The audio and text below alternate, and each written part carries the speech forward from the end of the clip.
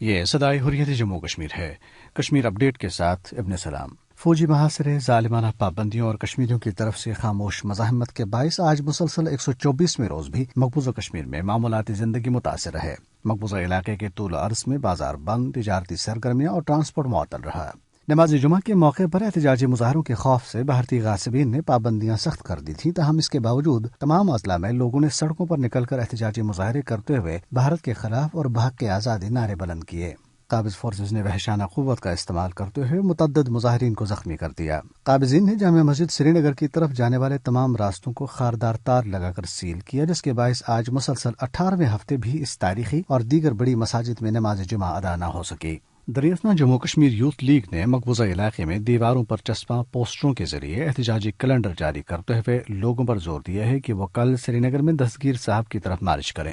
پوسٹروں میں لوگوں سے کہا گیا ہے کہ وہ پیر کے روز بھی سری نگر کے علاقے سنوار میں قائم اقوام متحدہ کے دفتر کی طرف اسی طرح کا مارچ کریں، جبکہ بدھ کی شام کو تمام روشنیاں بجھا دیں اور جمعرات کو سول کرفیو کا مظاہرہ کریں۔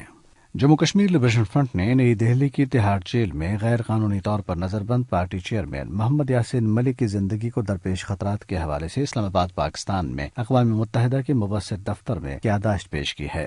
یادداشت میں عالمی ادارے کے سیکرٹری جنرل سے اپیل کی گئی ہے کہ وہ محمد یاسین ملک کی جان بچانے کے لیے اپنا کردار ادا کریں۔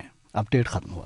مقبوضہ کشمیر میں 124 روزہ فوجی محاصرے اور مواصلاتی لاک ڈاؤن کی وجہ سے 80 لاکھ سے زائد کشمیری شدید مشکلات اور مصائب کا شکار ہیں۔ بھارت کے 9 لاکھ سے زائد فورسز نے نہ صرف کشمیریوں کے تمام بنیادی انسانی، سیاسی، معاشی، معاشرتی اور مذہبی حقوق چھین لیے ہیں، بلکہ لوگوں کو عزت کے ساتھ جینے کے حق سے بھی محروم کر دیا گیا ہے۔ اس حوالے سے سنتے ہیں جموں کشمیر ماس موومنٹ کے وائس چیئرمین اور حریت کانفرنس آزاد کشمیر شاخ کے رہنما عبد المجید میر کی گفتگو۔ مقبوضہ کشمیر میں مظاہرے کی خوف کی وجہ سے آج بھی لوگوں کو دھاروا نماز جمعہ ادا کرنے نہیں دیا گیا۔ گرفتاریوں اور شہادتوں کا سلسلہ بھی جاری ہے۔ بھارت کے غیر قانونی قبضے کے خلاف انسانی تاریخ کی عظیم جدوجہد کرنے والے کشمیریوں کی ہمت، شجاعت اور جذبہ حریت کو تاریخ میں ہمیشہ یاد رکھا جائے گا۔ جموں کشمیر کے عوام ریاست کی وحدت، شناخت اور آزادی کے لیے اپنی جدوجہد جاری رکھیں گے۔ بھارت کے ہر ظلم و ستم کے مقابلے میں کشمیری عوام کے حوصلے بلند ہے۔ حق و باطل کے اس مورچے میں جیت بالآخر کشمیریوں کی ہوگی اور شکست بھارت کا مقدر ٹھہرے گی۔